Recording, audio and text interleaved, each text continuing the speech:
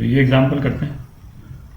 एक ब्लॉक रखा हुआ है इंक्लाइन प्लेन पे। इंक्लाइन प्लेन जो है वो 37 डिग्री एंगल बनाता है इससे। अच्छा, कोएफिशिएंट ऑफ स्टैटिक फ्रिक्शन दे रखा है 0.8। ब्लॉक के डायमेंशन दे रखे हैं, ये तो 80 सेंटीमीटर है और ये जो है 50 सेंटीमीटर है। ठीक है, तो पूछा है स्लाइड करेगा या टॉपल करेगा। तो एक तो ब्लॉक पे फोर्सेस है वो बना लेते हैं। mg इस डायरेक्शन में, ठीक है, ये थीटा है, तो mg cos थीटा इस डायरेक्शन में और mg sin थीटा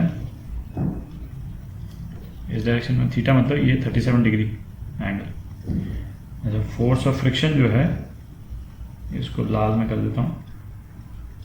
ये फोर्स ऑफ फ्रिक्शन इस डायरेक्शन में होगा, ठीक है, और नॉर्मल फोर्स जो है वो मतलब सेंटर ऑफ मास के थ्रू तो नहीं जाएगा, है ना, इसको बैलेंस करने के लिए थोड़ा तो शिफ्ट कर ही जाएगा ये। तो नॉर्मल फोर्स जो है वो इस डायरेक्शन में कर देते हैं, ये नॉर्मल फोर्स, ठीक है। पर नॉर्मल फोर्स जो है वो mg cos थीटा के बराबर है, वो तो रहेगा ही, ठीक है, शिफ्ट कर गया बट है ना, इसका मैग्नीट्यूड तो सेम ही रहेगा। तो यदि ब्लॉक को स्लाइड करना है, स्लाइड करने के लिए mg sin theta force of friction से ज़्यादा होना चाहिए, ठीक है, और फोर्स ऑफ फ्रिक्शन भी जो मैक्स है, force of static friction max से ज़्यादा होना चाहिए, ठीक है। तो ये कितना हो गया, mg sin theta mu S N, तो ये ज़्यादा होना चाहिए mu S mg cos theta के, ठीक है।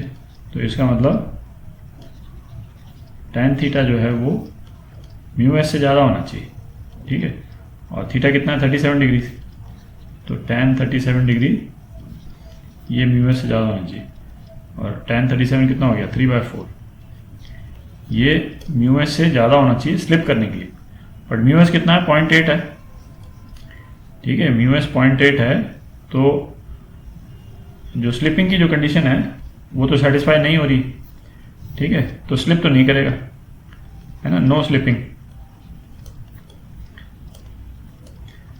अब देख लेते हैं ये टॉपल करेगा कि नहीं करेगा। तो अब टॉपलिंग देख लेते हैं। तो इस वाले पॉइंट के अराउंड हम टॉर्क लेते हैं, ठीक है, और ये वाला पॉइंट अपन ने क्यों चूज किया, इसको इस पे पहले भी अपन डिस्कस कर चुके हैं, ठीक है। तो देखते हैं।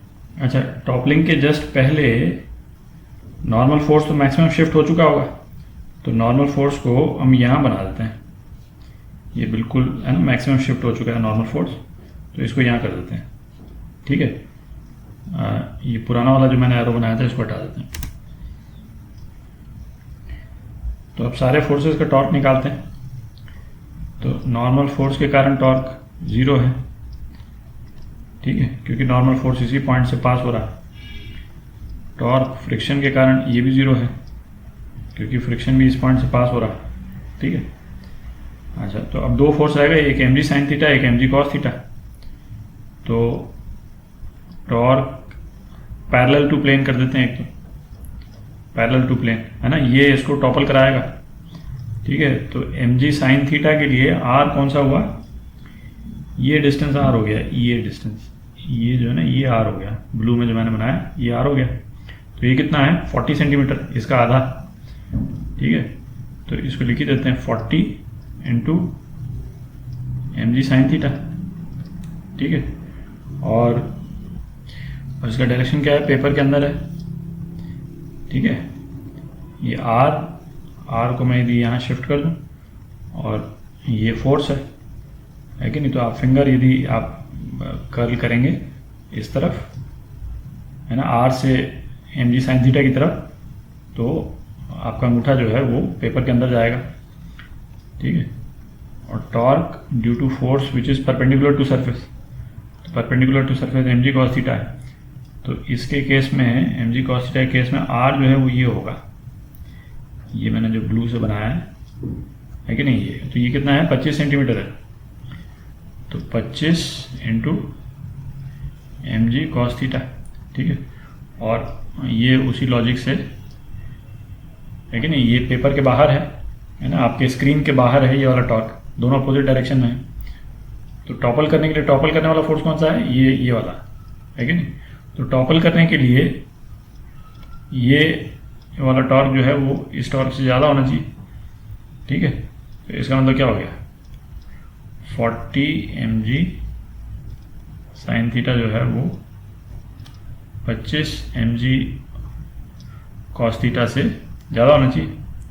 इसका क्या मतलब निकला, 40 into tan theta, ten 37 should be greater than 25। इसका मतलब क्या निकला, 30 शुड बी ग्रेटर देन 25, ठीक है। तो ये तो ट्रू है, 30 जो है वो तो 25 से ज़्यादा है, ठीक है।